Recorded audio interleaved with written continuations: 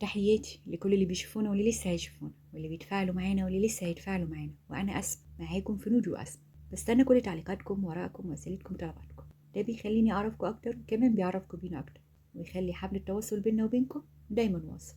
لو سألت اي حد عن اكلة مصرية اصيلة وسهلة هتلاقي صينية البطاطس بالفراخ في اول الاجابات اللي بنتجمع عليها كلنا وبنبقى مستنيينها بفارغ الصبر.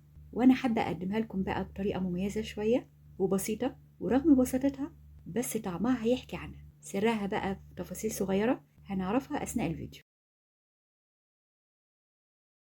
معانا هنا فرخة نقعتها في 3 لتر من المية و3 معالق كبيرة من الملح ومعلقتين كبار من السكر وعصير ليمونة، وسبتها ليلة في التلاجة. هنا أنا صفيتها وشطفتها كويس وقطعتها 8 قطع.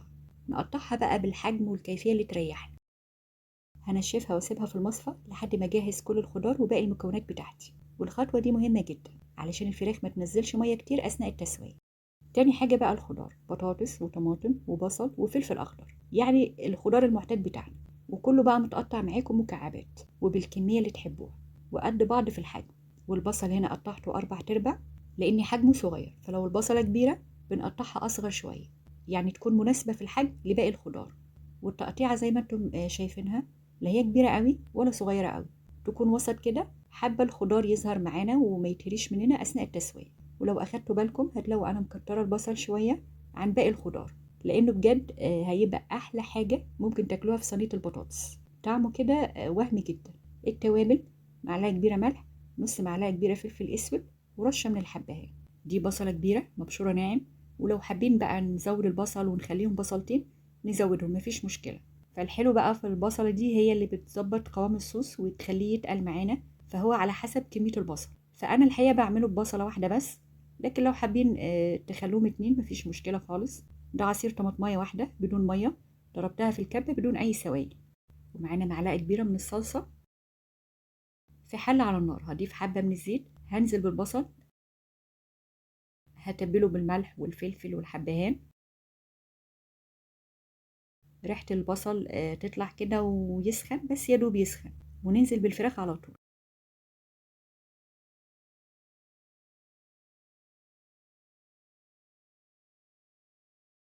وهنفضل بقى نقلب الفراخ مع البصل على نار تكون هادية شوية، يعني أهدى من الوسط حبة، لحد بقى ما تتشرب الفراخ سوائلها وتتشرب كمان من البصل ويدبل معانا والفراخ تنزل كل زيوتها. هنسيب بقى الفراخ تكمل تسويتها وتجهز معانا، ونجهز الخضار بتاعنا.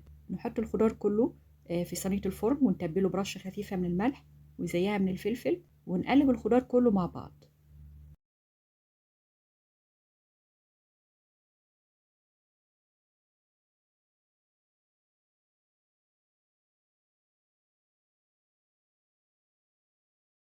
كده الخضار بقى جاهز، وده عصير الطماطم هضيف عليه معلقة الصلصة ونقلبهم مع بعض. وده الصوص أو الصلصة اللي أنا هنزل بيها على الفراخ أول ما تجهز. ادي الفراخ جهزت وكمان بتبقى استوت معانا 3/4 سوا. هننزل بقى بعصير الطماطمايه ومعلقة الصلصة اللي احنا قلبناهم مع بعض، وهنسيب الطماطم تتسبك وبعدها هتبقى جاهزة تماما، ونقلبها برضو من وقت للتاني.